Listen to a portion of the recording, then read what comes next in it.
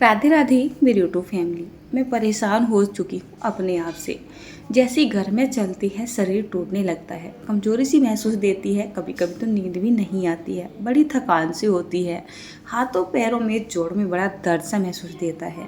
तो चलिए आज आपके लिए लेकर आई हूँ एक गर्मियों की ऐसी हेल्दी और स्वादिष्ट रेसिपी जिसको आप मिठाई भी बोल सकते हैं और मिठाई के तौर पे लगाया जाए तो पहले ज़माने में लोग इसको दवाई के रूप में बनाते थे। बहुत ही आसान सी रेसिपी है, इसको मैं अपने लिए बना रही थी, फिर सोचा चलिए रेसिपी आपके साथ भी शेयर कर देती हूँ। बहुत ज़्यादा गर्मी तो हो ही रही है, खाना बनाना बड़ा मुश्किल होता है। ज़्यादा करके कोशिश करती हूँ अपने चूल्हे को वहाँ पे रखूँ जहाँ पर मुझे हवा भी लगती रहे, तो चूल्हे को ना खिसकाना होता है। एक बात बताऊँ, ये जो आज मैं मिठाई बनाने जा रही हूँ ना, सिर्फ और सिर्फ 2 या 3 चम्मच घी में बनाने के लिए जा रही हूँ। अब जैसे ही मैंने यहाँ पर गैस को ऑन कर दिया है, कढ़ाई रख दी है, इसमें डाल दिया है एक बड़ा सा चम्मच भर के घी। इसके साथ ही मैंने यहाँ पर थोड़े से बादाम, अखरोट और थोड़ी सी मैंने यहाँ पर हरे वाली इलायची डाल दी है। हरी इलायची मैंने यहाँ पर इसलिए डाली है क्योंकि घर में कम है और मेरे पास इलायची का पाउडर भी नहीं है, तो 5 से 6 इलायची डाल दी है। ये फ्राई भी हो जाएंगी और साथ में ये पिस भी जाएंगी। यहाँ पर बादाम को कम ही डालेंगे क्योंकि बादाम का तारसी ना गर्म होता है, ये केवल टेस्ट के लिए और थोड़ा सा पौष्टिकता को बैलेंस करने के लिए डाल रही हैं। तो ये तीनों ही चीज़ें जैसे हल्की सी फ्राई हो गई थी, इनको मैंने निकाल लिया है। उसके बाद मैंने यहाँ पर डाल दिए हैं थोड़े से वाइट वाले तेल, साथ ही मैंने यहाँ पर डाले हैं तरबूज के बीज, साथ में डाल दिए हैं खरबूजे के बीज, और इसको हमें बहुत ही हल्का सा फ्राई करना है। टोटल प्रोसेस में आपको गैस का फ्लेम ना लो और मीडियम के बीच में ही रखना है, कोशिश करें लो रखें। चीज़ें जैसे धीरे धीरे भुनेंगी एक कड़क सी हो जाएंगी, इनमें टेस्ट बढ़ेगा और इनमें भुनने वाली या जलने वाली स्मेल भी नहीं आएगी। तो टोटली इनको मैंने 4 से 5 मिनट के लिए हल्का सा पिंक होने तक भून लिया है। उसके बाद मैंने यहाँ पर ले लिया है कोकोनट पाउडर, जिसको गोले का बुरादा भी बोला जाता है। तो यहाँ पर डालने के बाद हमें गैस की फ्लेम को एकदम से लो कर देना है और कम से कम 4 से 5 मिनट के लिए लगातार चलाते हुए इसको हल्का सा भून लेना है, जब तक इसका कलर गोल्डन ब्राउन कलर सा आपको दिखाई ना देने लगे। जब तक ऐसे ही चलाते रहेंगे और भूनते रहेंगे। ध्यान रहे इसको बहुत ज़्यादा भी ना भूने, नहीं तो इसमें ना तेल सा रिलीज़ होने लगता है, फिर इसमें बाइंडिंग नहीं आती है। ये देखिए इसका कलर ना हल्का हल्का सा चेंज हो चुका है, बिल्कुल बढ़िया सी खुशबू आ रही है। अच्छा, बहुत से लोग पसंद करते हैं ना इसके टेस्ट को, आप चाहे तो कच्चा भी डाल सकते हैं, बट कच्चा डालने से मुझे एक स्मेल सी आती है, और दूसरा जो मैं यहाँ पर ये लड्डू बनाने के लिए जा रही हूँ, इनकी सेल्फ लाइफ भी कम हो जाती है। तो चलिए मैंने इनको निकाल लिया है। उसके बाद यहाँ पर हम 1 चम्मच के जितना घी और भी डाल लेते हैं, मतलब और डाल लेते हैं। घी मैंने यहाँ पर 2 से 3 चम्मच का इस्तेमाल किया है, आप चाहे तो इससे ज़्यादा घी का इस्तेमाल कर सकते हैं, इससे कम घी का इस्तेमाल भी कर सकते हैं। उसके बाद मैंने यहाँ पर लिए हैं ये मखाने, जिसको लोटस सीड्स भी बोला जाता है। लोटस सीड्स यानी कि मखाने होते हैं, बहुत ज़्यादा हेल्दी होते हैं, इनमें फाइबर बहुत ज़्यादा होता है, प्रोटीन होता है, मिनरल्स भी बहुत ज़्यादा होता है, ठीक है ना। तो इनको डालना बहुत ही ज़्यादा ज़रूरी है अगर हम कोई हेल्दी चीज़ बना रहे हो। इनको हमें 5 से 6 मिनट के लिए ऐसा फ्राई सा करना होता है या फिर भूनना होता है, ताकि ये एकदम क्रंची से बन जाए, टूटने लगे। चलिए कढ़ाई को मैंने यहाँ पर साफ़ कर लिया है, और उसके बाद आप देख सकते हैं आज है बच्चों के ताऊजी हर के यहाँ पर लड्डू गोपाल जी का बर्थडे, और हमारे वाले जो लड्डू गोपाल है ये उनके जन्मदिन में जा रहे हैं, दोनों बच्चे लेके जाएंगे।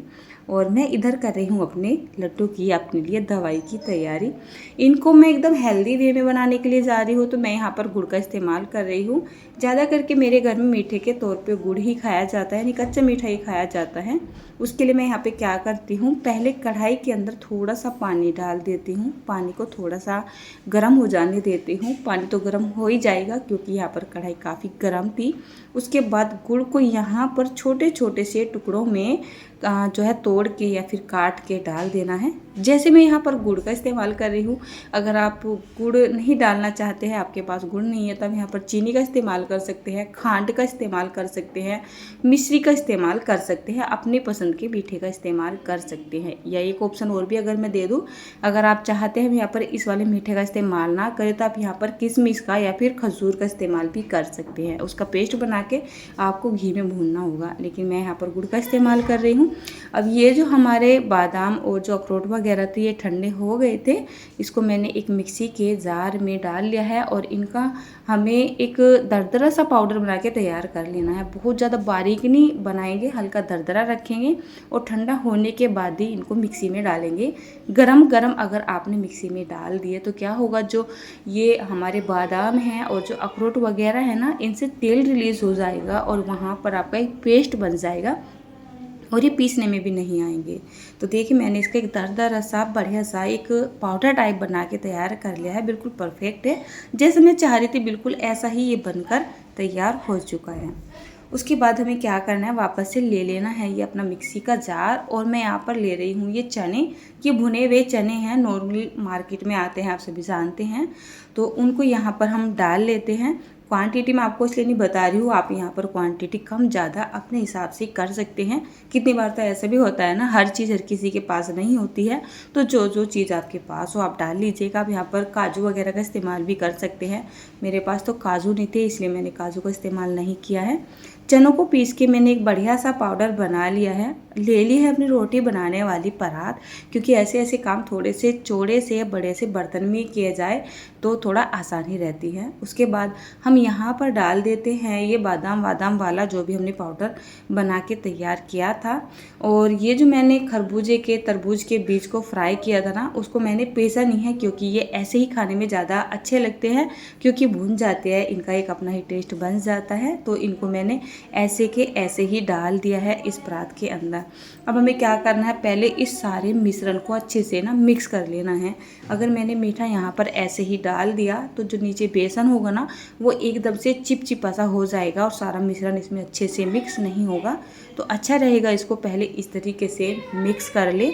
और अब चलते हैं हम अपनी चाशनी के बाद चाशनी के पास। तो जैसे मैंने यहाँ पर ये इतना काम किया तो इधर मैंने देखा जो हमारी चाशनी है ना, वो बनके बिल्कुल तैयार ही हो गई है। हमें यहाँ पर कोई तार वाली चाशनी नहीं बनानी है, इसको बहुत ज़्यादा नहीं पकाना है, केवल गुड़ घुलने तक ही इसको पकाना होता है। थोड़ा सा आप देखोगे ना तो आपको ये इस तरीके से चिपचिपी सी महसूस देगी, बस ऐसे ही हमें ये चाशनी चाहिए। अब हमें यहाँ पर ले लेनी है एक मोटी सी जाली वाली छलनी और इस चाशनी को इस मिश्रण के अंदर छान देना है। गुड़ वैसे तो मैं छानती नहीं हूँ कभी भी, लेकिन ये वाला जो गुड़ है ना, मैंने देखा इसमें कुछ तिनके से मुझे नज़र आ रहे थे। ये पिछले साल का गुड़ रखा हुआ है, मैं इसको अक्सर धूप वगैरह में सुखाती रहती हूँ। जब धूप पे सूखती है चीज़ें तो मतलब खुले में सूखती है तो कोई कंकड़ तिनका वगैरह आ ही जाता है। तो मैंने इसको छान लिया है अपनी सेफ्टी के लिए, ताकि जो मेरे लड्डू बनने जा रहे हैं उसमें कोई भी कंकड़ मिट्टी की गुंजाइश ना रहे। अभी चाशनी हमारी बहुत ही ज़्यादा गर्म है, तो इसको हम चमचे से इस तरीके से मिक्स कर देंगे। जैसे जैसे मिक्स होता चला जाएगा ऑटोमेटिक ना ठंडा सा होता चला जाएगा।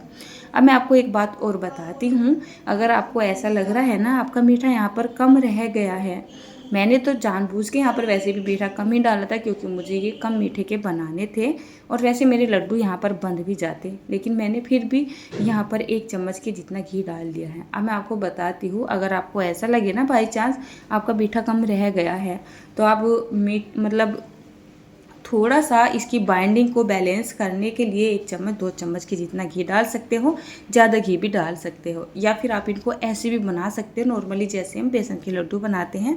आप यहाँ पर मीठे की चाशनी ना डालें, आप क्या करें यहाँ पर बूरा डालें और घी डाल के इनको मिक्स कर दें, तब भी लड्डू खाने में ज़्यादा टेस्टी लगते हैं। फिलहाल मैंने यहाँ पर घी का कम इस्तेमाल किया है, इसी वजह से मैंने यहाँ पर चाशनी का इस्तेमाल किया है। उसके बाद इसको बहुत ही अच्छे से मिक्स करना है जब तक इसमें एक बाइंडिंग सी ना आने लगे, और फटाफट से इसके लड्डू बना लेने हैं। ध्यान रहे हमने यहाँ पर जैसे चाशनी का इस्तेमाल किया है ना, तो आप इसको पंखे के नीचे लेके ना बैठे, नहीं तो क्या होगा, आपका जो ये मिश्रण है ना वो बहुत जल्दी से ना सूख सा जाता है, एक तरीके से जम सा जाता है, तो लड्डू बनाने में आपको दिक्कत हो सकती है। तो जब आपको ऐसा लगे ये जो मिश्रण है ना गर्म हो रहा है, तभी आप फटाफट से इसके लड्डू बना के तैयार कर लोगे।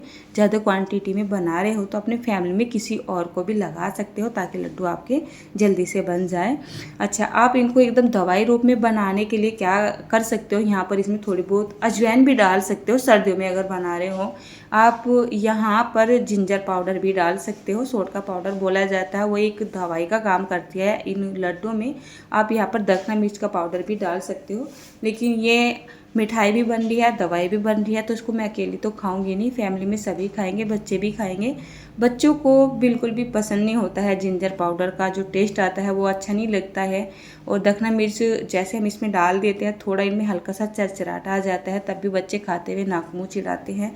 तो मैंने यहाँ पर कुछ भी नहीं डाला है, एकदम सिंपल वे में इनको रखा है।